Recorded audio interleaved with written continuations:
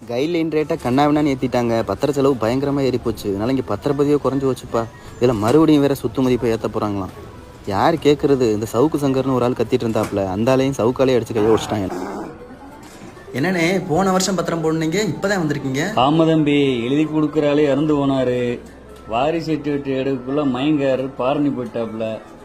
இப்போதான் வந்திருக்காங்க. எழுதிடலாமா? பத்திரம் போட்டுடலாமா? கொடுங்க. இந்த 1 ஏக்கர் பதிய 20,000 வருமேனே. என்னது 20,000-மா?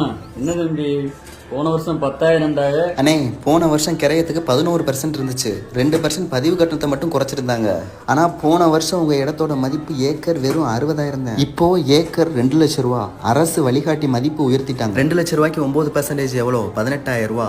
அது போக 10 பேஜுக்கு மேலே வைக்கிற ஒவ்வொரு பேஜுக்கும் போன வருஷம் வெறும் 10 ரூபா தான் இருந்துச்சு. இப்போ 10 பேஜுக்கு மேலே வைக்கிற ஒவ்வொரு பேஜுக்கும் 100 ரூபா கட்டணம் வசூலிக்க சொல்கிறாங்க. அப்போ இத்தனை வாரிசுதாரர்களோட ஆதார் கார்டை சேர்த்தாலே அதுவே உங்களுக்கு ஒரு அமௌண்ட் வந்துடுறேன். அது போக கம்ப்யூட்டர், சிடி, சப்டிவிஷன், லீகலாகவே உங்களுக்கு பத்திர செலவு 20,000 ரூபா வரத்தானே செய்யும். என் மகனுக்கு எனாம் சர்டிஃபிகேட் எழுதி கொடுக்கணும்னு சொல்லி கொடுத்துருந்தேனே, அது எவ்வளவு செலவாகும்? இப்போ இனாம் செட்டில்மெண்ட்டுக்கு மேக்ஸிமம் ஸ்டாம்ப் ஃபீஸு 25,000 இருந்ததை 40,000 ரூபா ஆக்கிட்டாங்க. மேக்ஸிமம் பதிவு கட்டணம் 4,000 இருந்ததை 10,000 ரூபா ஆக்கிட்டாங்க. உங்கள் சொத்து மதிப்பு கிட்டத்தட்ட நீங்கள் 50,000 ரூபா கவர்மெண்ட்டுக்கே கட்ட வேண்டியிருக்கும். இவ்வளவுலாம் செலவுன்னு சொன்னா நாங்கள் ஏழைப்பாளைகள்லாம் கஷ்டப்படுறவங்க எப்படி பத்திரம் போட முடியும்? பத்திரம் போடுறதுக்கே பாதி சொத்தை வைக்கணும் போலயே. பசங்களுக்காக உன்னை வாங்கி போடுங்க, டப்புன்னு விலையேறியும்ல, என்ன நான் சொல்றது?